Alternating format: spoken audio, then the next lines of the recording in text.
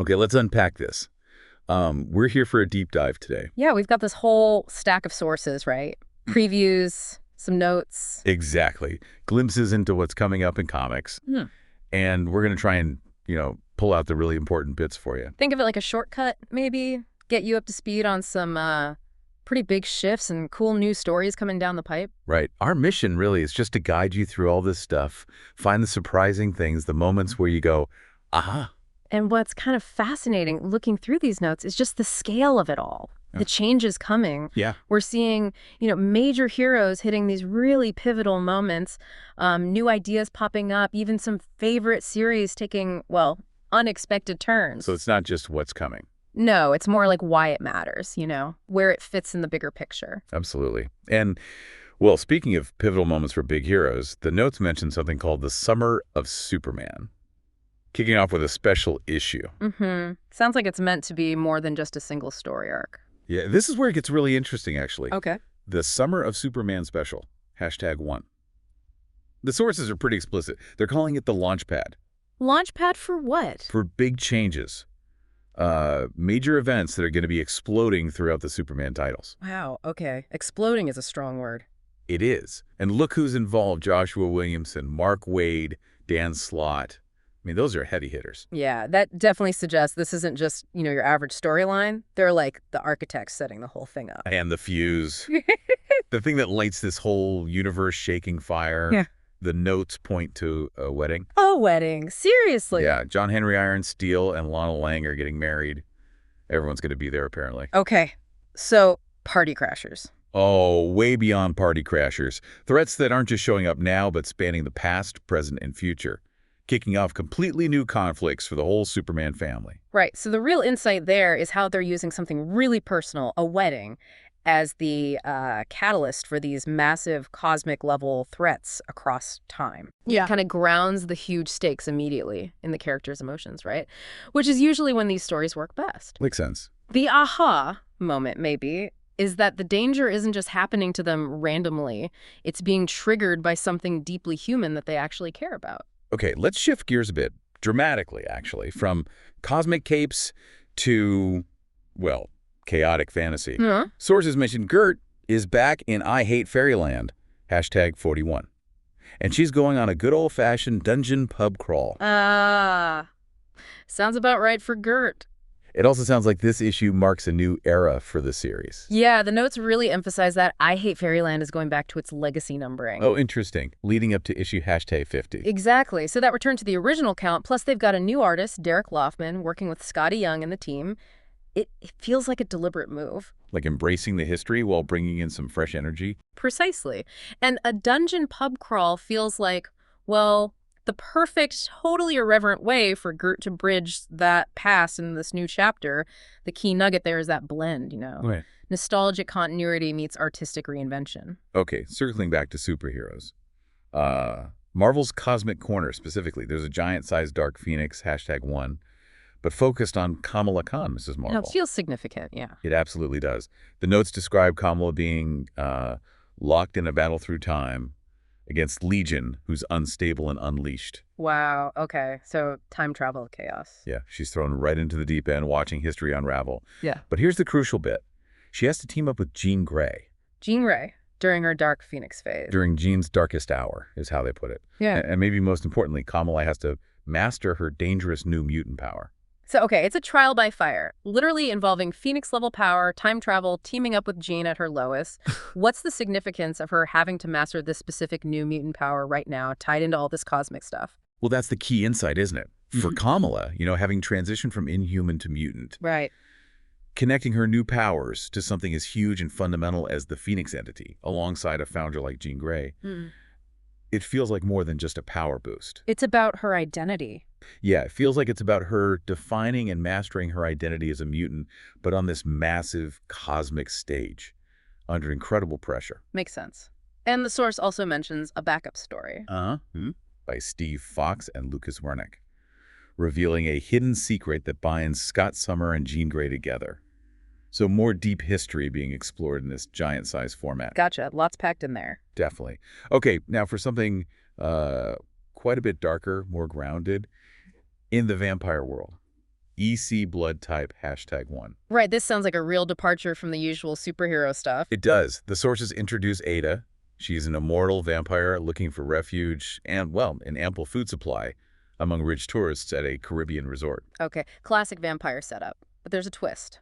There is. She quickly becomes the prey, Ugh. caught in a deadly game of cat and mouse with another predator. Another vampire? An older, wiser, and entirely different kind of predator. Okay. Different how? Well, the notes say this new predator has a carnal hunger for greed and power. So the conflict maybe isn't just about blood anymore. Ah, interesting. So the insight is that it's exploring predation more broadly. Seems like it. Not just the literal feeding, but also that metaphorical feeding, the hunger for power, for wealth. So Ada, who's driven by this classic primal hunger, is now up against a predator driven by more modern, maybe capitalist desires. Exactly. It forces her into this war where she apparently has nothing left to lose. It kind of flips the usual vampire narrative, doesn't it? Digs into urges beyond just survival. Yeah, that sounds pretty intense. Back over in the DC universe, Yeah. Wonder Woman's daughter, Trinity, she's getting her own miniseries, Trinity Daughter of Wonder Woman #1, apparently backed by popular demand. Okay. What? What's her story? The notes call it her most dangerous adventure yet. She's jumping into the timeline. Why? To find her father. Ooh, time travel quest. Risky. Totally. And the preview flags that she knows messing with time has consequences, but it seems she didn't learn her lesson the first time. Classic. So high stakes, personal quest across time. Right. But then the notes drop this surprising detail. Go on. Things are about to get rough, and the Super Sons have gone to the dogs. Prepare for a crisis of infinite corgis. Infinite corgis. Seriously. That's what it says, which is, yeah, unexpected is putting it mildly. Huh. Okay, so what's the insight there? It feels like a deliberate tonal clash, right? It has to be. It suggests the series isn't going to be just this grim, serious time travel drama. Might blend the heavy consequences with moments of just absurd humor, like corgis. Exactly. It definitely keeps you guessing about what kind of danger she's actually going to face. Could be cosmic, could be canine. Crisis of Infinite Corgis. I kind of want to read that now. Me too.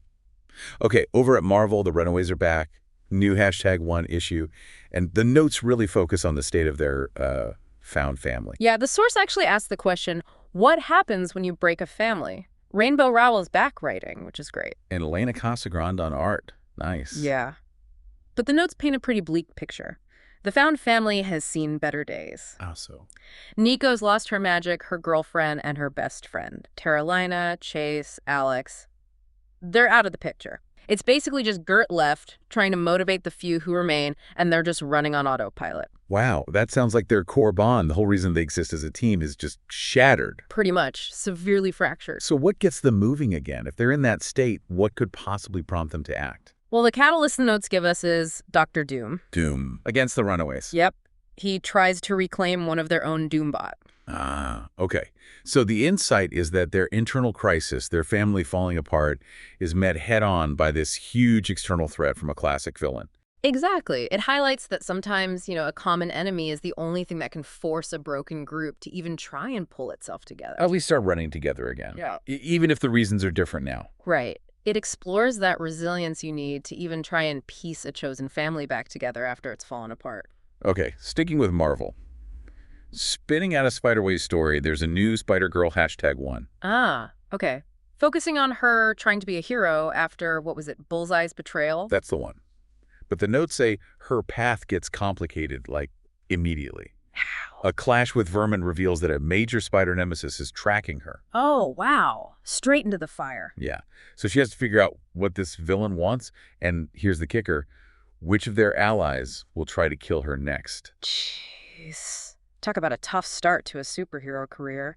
Facing a major established villain and immediate potential betrayal from allies. Right. So what does that tell us? That immediate immersion in conflict and paranoia. Well, the insight seems to be that her introduction isn't going to be some gentle origin story. No kidding. It's dropping her straight into the deep end of classic Spider-Man-style drama, isn't it? The paranoia, the high stakes, the danger coming from everywhere, villains, maybe even supposed friends. So this series is likely going to be steeped in that same kind of tension that defines the whole Spider-Verse, but we see it through her fresh eyes navigating it all. Exactly. She's learning the ropes in the most dangerous way possible. Okay, then we have a title that just grabs you immediately. Death of the Silver Surfer, #1. Oof. Yeah, that definitely makes you pause. The sources are hinting this could be his final voyage. So what's the setup?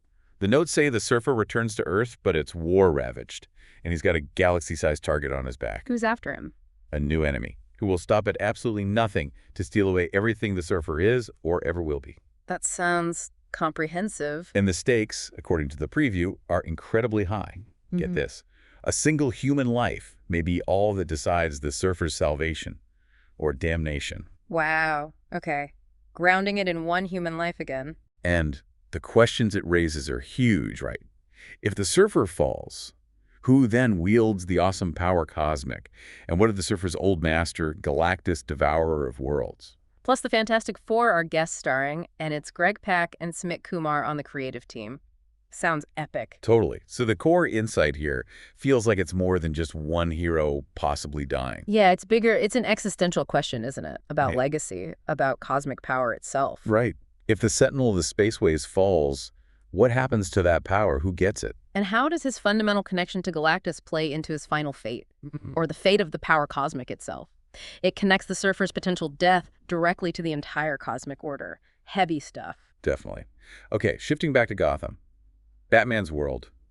Jeff Lemire and Dustin Nguyen are returning. Oh, nice pairing. What are they doing? Spotlighting the early, really turbulent days of Jason Todd and Robin and Batman Jason Todd, #1. Okay. Exploring that relationship. Yeah, the notes highlight it's a very different dynamic duo with a very different dynamic. Jason is described exactly how you'd expect. A rash, impulsive, reckless kid with a troubled past. And Batman thinks he can fix him. Batman was certain he could mold him, but the central conflict the source points to is, can the Dark Knight save Jason Todd from the darkness within himself? So the main battle isn't just against villains on the street. No, it's Jason's own inner struggles, though the notes do add there's an external threat, too. Okay. A mysterious new villain sets his sights on Jason, which makes Batman start to doubt. Doubtful that even he has what it takes to train the anger in Jason. Wow. Batman doubting himself about training Robin, that's significant. It is. This is really a deep dive into one of the most famously complex and ultimately tragic relationships in comics, isn't it? Absolutely. The insight isn't just about training a sidekick. It's about whether Batman, with all his skills, can actually overcome the deep trauma and darkness already inside Jason. And Batman's doubt, mentioned right there in the notes, that's incredibly revealing. It shows the limits even the Dark Knight faces when dealing with that level of inner turmoil in someone else. Yeah, powerful stuff. Right. Marvel's also apparently opening a new school, Avengers Academy. A symbol, #1. Huh. School is definitely in session, sounds like. Who's running it?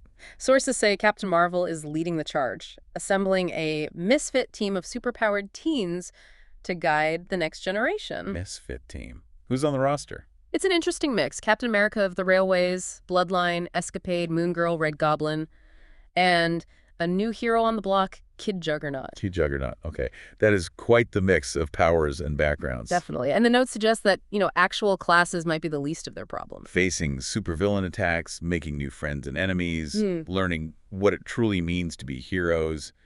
Standard school stuff, right? Pretty much. But the insight here seems to be that focus on the actual process of becoming a hero. Using that classic school format to explore mentorship with Captain Marvel, how these really diverse power sets learn to cooperate, and, the real-world challenges of defining what heroism even is beyond just having powers. And that mix of characters, some we know like Moon Girl, some totally new like Kid Juggernaut, promises a fresh dynamic. Should be interesting to see how they all mesh.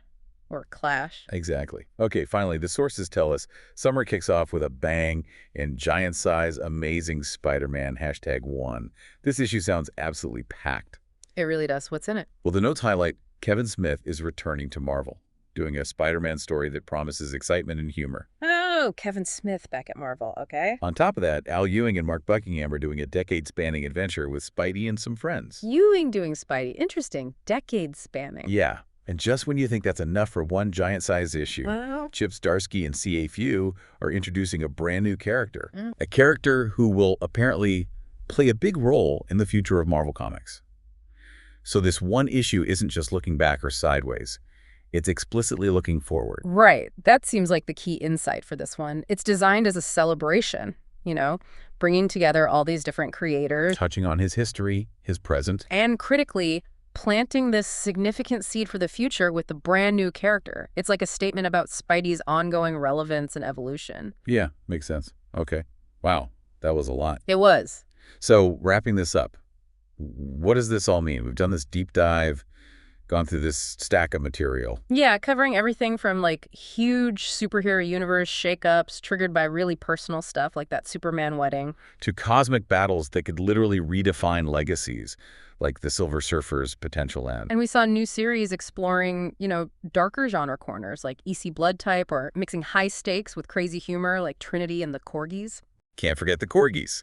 We looked at fresh starts for classics like I Hate Fairyland, going back to legacy numbers, new schools like Avengers Academy, training the next gen. And deep dives into really complex relationships, Batman and Jason Todd, or fractured families like the Runaways trying to pick up the pieces. Plus, introducing brand new characters thrown right into danger, like Spider-Girl, and planting those seeds for the future in giant-sized Amazing Spider-Man. So hopefully this whole deep dive has given you, a valuable shortcut, highlighting not just the titles and characters coming up, but maybe the themes underneath, the conflicts, the creative ideas you're going to encounter soon. Exactly. Which I guess raises one final question to maybe think about. Across all these different stories, different genres. Yeah. Whether these characters are facing their own inner darkness, or massive external threats, or even potentially the absolute end of everything they know. How do they actually find the strength? Strength to do what?